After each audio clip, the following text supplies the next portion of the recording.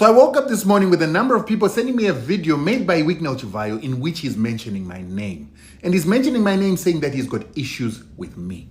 My question is, Nai Wicknell, Canada ongo any problem? Wadi kuya ku inbox tinga tsotaura na zvakanaka. Anyway, let's hear what Wicknell has got a problem with me about. Matinyare Rutendo, Matinyare. I'm the biggest gold dealer in Zimbabwe.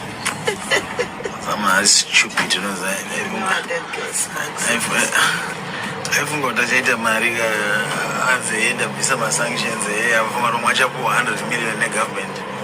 Be patriotic and all genuine. But the way and those are good. Katie, I wish you good.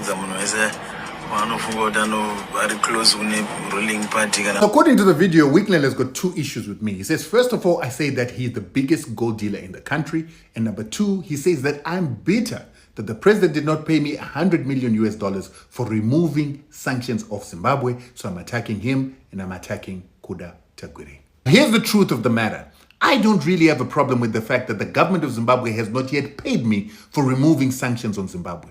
Because I know that the whole world saw me launch a campaign against sanctions, get sanctions successfully removed of Zimbabwe. And so at some point, the Zimbabwean government will have to pay me for work that I did and everybody saw me doing. Wicknell knows that. All the people that are trying to use this payment issue against me know that I have no issue with the issue of payment. But they want to sully my reputation because I am refusing for the president of Zimbabwe to amend the constitution, to violate human rights in order for him to prolong his stay in power without a referendum.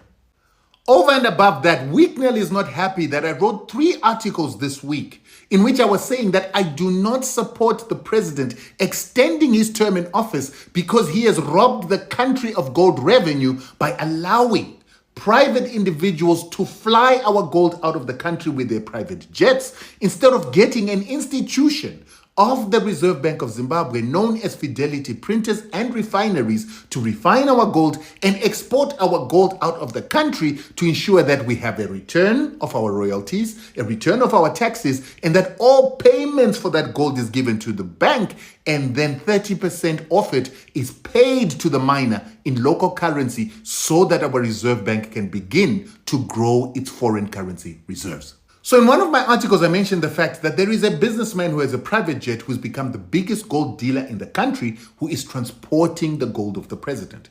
I didn't mention a name. I didn't mention a race. I didn't say anything about this person. But today, Wicknell has decided to go to the door and to take a jacket that is hanging on a hanger and to wear it.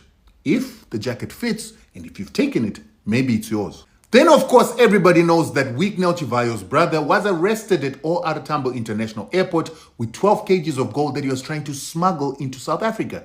And newspaper articles have all claimed that that gold belongs to Wicknell, who is a runner for the president of Zimbabwe. Wicknell has never refuted that. The president has never refuted that. So that information is in the public domain and it's fair comment to talk about it. Then, of course, there's Themba Mliswa, a former MP, a relative of the president, and the spokesperson of the president's campaign to extend his term. We had a meeting with him a month and a half ago with some business people from South Africa, and he took us through intricate details of how Wicknell Chivhayo is the biggest gold dealer in the country who is moving the president's gold.